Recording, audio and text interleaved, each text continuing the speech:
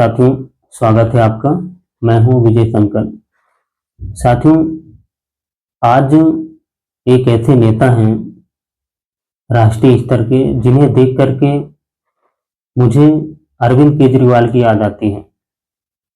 Same to same जिस तरह से अरविंद केजरीवाल अपनी राजनीति की शुरुआत की थी, आज पूरा वही सेम टू सेम वही नक्शे कदम पे आज एक राष्ट्रीय स्तर के नेता उतर आए हैं। अरविंद केजरीवाल तो फिर भी चलो एक राज्य के नेता थे, एक राज्य के मुख्यमंत्री थे, लेकिन जिन्होंने अरविंद केजरीवाल की राजनीति को जो अभी कॉपी कर रहे हैं, जो उनके नक्शे कदम पे चल रहे हैं, वो तो राष्ट्रीय स्तर के नेता हैं, बड़ी पार्टी के नेता हैं। कई राज्यों में सरकारें हैं अभी उनकी, और ये विपक्ष के सबसे बड़े नेता हैं। मैं बात कर रहा हूँ राहुल गांधी की।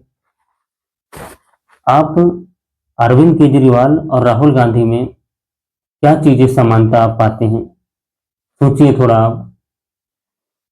याद करिए अरविंद केजरीवाल को, जब उन्होंने शुरुआत की थी तो इसी तरह की शुरुआत की थी, आरोप लगाना और भाग जाना।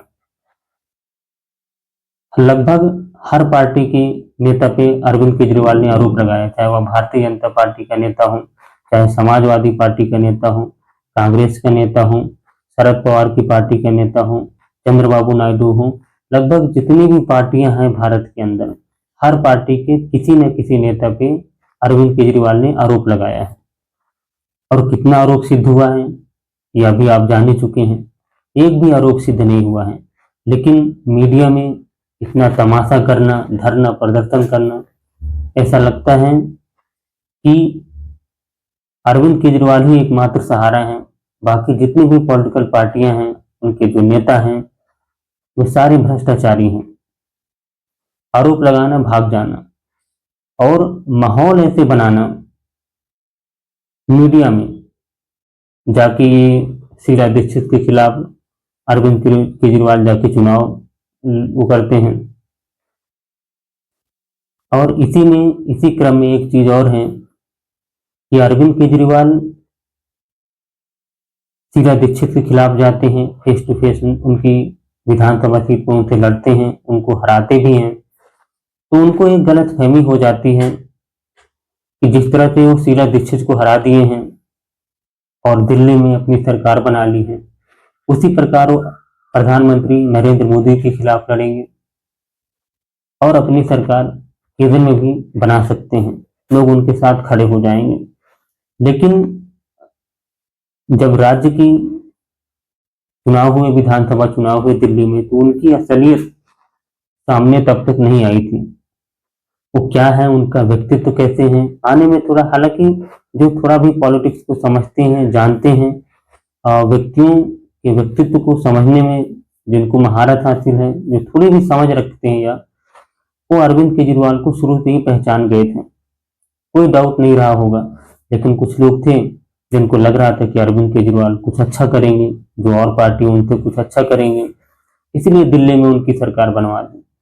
लेकिन गलतफहमी अरविंद केजरीवाल को हो गई कि अब वो बड़े नेता हो गए हैं। तो उन्होंने प्रधानमंत्री नरेंद्र मोदी के खिलाफ 2014 में वाराणसी से चुनाव लड़ने की सोची, और उन्होंने चुनाव लड़ा भी, और इतनी बुरी तरीके से हारे, इतना बुरी तरीके से हारे कि फिर से दोबारा कभी उधर दिखाई नहीं दिए। कभी प्रधानमंत्री नरेंद्र मोदी के खिलाफ फिर से कभी कोई चुनाव नहीं लड़ा उन्होंने। लेकिन वही अरविंद केजरीवाल अब मुझे राहुल गांधी में दिख रहे हैं। जिस तरीके से वो आरोप लगाते हैं, भाग जाते हैं, कुछ साबित नहीं करते हैं, कोई जिम्मेवारी नहीं लेते हैं, कोई सीरियसनेस नहीं है।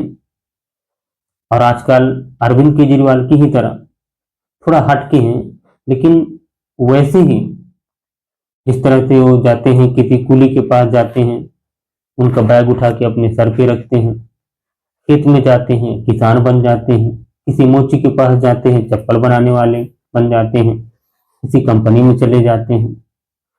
अब सवाल ये है, आप जाएं अच्छी बात है, जाएं अच्छी बात है, लेकिन पॉलिटिक्स ऐसे नहीं होती है, पार्टियां ऐसे नहीं चलती है, और सरकार में लोग ऐसे नहीं आते हैं। तत्काल के लिए ठीक हो सकता है कि ठीक है आपने एक माहौल बनाया मीडिया के लिए, मीडिया में माहौल बन गया, लेकिन ना तो संगठन ऐसी चलती है, ना पार्टियां ऐसी चलती हैं, ना सरकार ऐसी चलती है, न इस तरह से एक बेहतरीन नेता का निर्माण होता है जिस तरीके से राहुल गांधी पॉलिटिक्स कर रहे हैं। लेकिन अब उनके लिए भी ये आसान नहीं है, क्योंकि उनकी ये जो पॉलिटिक्स है उससे देश की जनता उब चुकी है। राहुल गांधी में कुछ नया नहीं दिखता है जिससे देश की जनता उनके मुद्दों को अपने आप से कनेक्ट कर पाए, अपने आप से जोड़ पाए और कहें कि हाँ ये आदमी है जो हमारे लिए लड़ाई लड़ रहा है। वही बार बार बातें रिपीट कर रहे हैं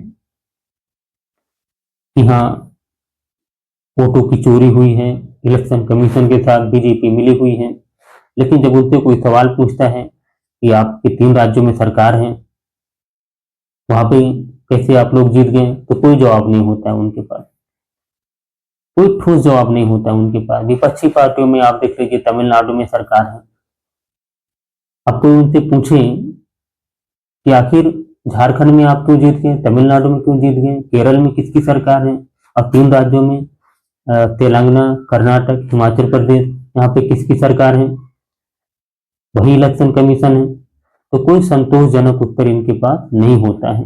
दरअसल ये एक स्ट्रेटजी है, जो वोट चोरी का जो मुद्दा है, या ये एक झूठा नैरेटिव है। ये बात कांग्रेस के भी नेताओं को पता है, राहुल गांधी को भी पता है, लेकिन इतने समय कांग्रेस पार्टी में कुछ दूसरा हो रहा है अंदर ही अंदर। उसको छिपाने के लिए, उससे बचने के लिए ये वोट चोरी का मुद्दा उठा रहे हैं।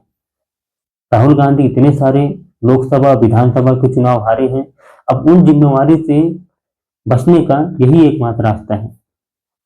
जब उनके कार्यकर्ता, विधायक, सांसद, देश की जनता भी सवाल उठाने लगे, बुद्धिजीवी वर्ग भी सवाल उठाने लगा, भाई राहुल गांधी इतने सारे चुनाव हार गए हैं, तो फिर पार्टी की कमान उनके हाथ में क्यों होना चाहिए, क्यों ना किसी नए व्यक्ति को दिया जाना चाहिए। तो उन्होंने इस सवाल का जवाब देने से बचने के लिए उन्होंने ये वोट चोरी का मुद्दा उठाया है, लेकिन ये बहुत दिन तक चलने वाला नहीं है। कांग्रेस के अंदर ही एक दूसरा गुट, राहुल गांधी के समानांतर एक दूसरी सत्ता उभर रही है, और वो है प्रियंका गांधी। प्रियंका गांधी को आप बहुत बारीकी से, गहराई से ऑब्जर्व करें तो आपको दिख जाएगा कि वो क्या सोच रखती हैं और किस तरफ उनके कदम आगे बढ़ रहे हैं। वो धीरे धीरे धीरे धीरे जगह बना रहे हैं और राहुल गांधी को साइडलाइन कर रही हैं। कांग्रेस के अंदर ही अंदर निचले लेवल पे वो अपने नेताओं को पदों पे बैठा रही हैं